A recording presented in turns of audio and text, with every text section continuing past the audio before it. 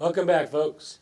Maybe it's divine intervention, maybe not. But one thing history has shown us, it always seems the right person at the right time arrives just in time to help save the country, going all the way back to our founding. Maury? Oh, this is unbelievable. You can go all the way back to George Washington. George Washington really wasn't that great a general. He had as many losses as victories, but he was at the end of when the British finally decided to give up and not fight the situation anymore, he was offered the kingship. He refused it. He said, no, we're going to have an elected president, and he was elected in 1783. That was the first presidential election. But then it seems that we've always had, at the worst time, we've always had somebody come through as a savior to bring this country back into position to move forward. A good example is James Monroe, the Monroe Doctrine, which kept the dirty hands of the Europeans to try to come in here and start to manipulate the United States. They were able to do that in Latin America, but they never were able to do that in the United States. And then if it wasn't for Abraham Lincoln, after a guy by the name of Buchanan, who was worthless and who would have just stood by and let the South recede, he says, no, a house divided itself cannot stand. Great president, he saved the United States of America. And he lost more elections than he won. Oh, he People lost don't every realize election. that. That's the first election he ever won. In fact, he was one of 4 candidates, and they looked at him as 4th best, and the other guys cut each other up, and that's how Abraham Lincoln won. And then, of course, he ran against General McClellan, and he was reelected, and then he was assassinated.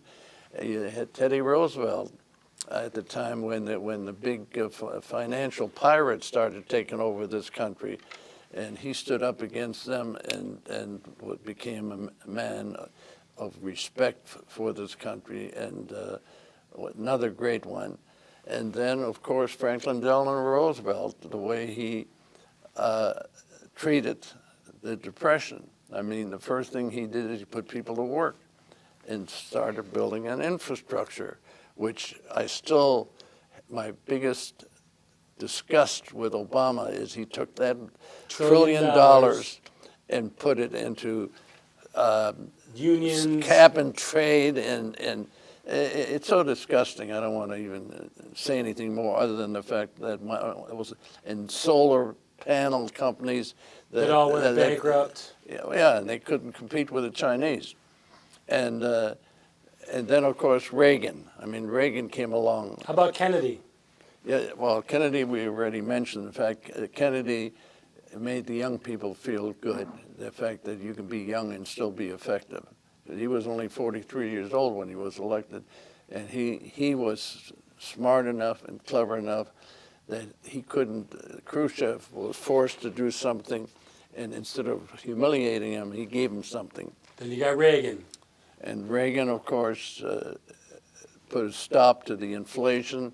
He put a stop to this nonsense about downsizing America. Got our hostages back. And he got hostage, and that was one of the side issues. But the point was, the market restored confidence in America. Well, our stock market at that time was like 600, and when he left, it was like 3,000. And now it leads us to today. Well, today I think we've got a man of that stature, and we're lucky. I think the good Lord is looking out for this country because He gave us a man of the stature and caliber. So divine intervention, yes or no? Yeah, I think so. That's the way I feel about it, because he doesn't need the money. He didn't need the aggravation. He felt it was a right mandate. Thing to do. For Maury, all those exceptional folks, United States Armed Forces, police, firefighters, and basically everyday Americans that got up, got out there, and made their voices heard. I'm Scott Crowfoot. God willing, we'll see each other again.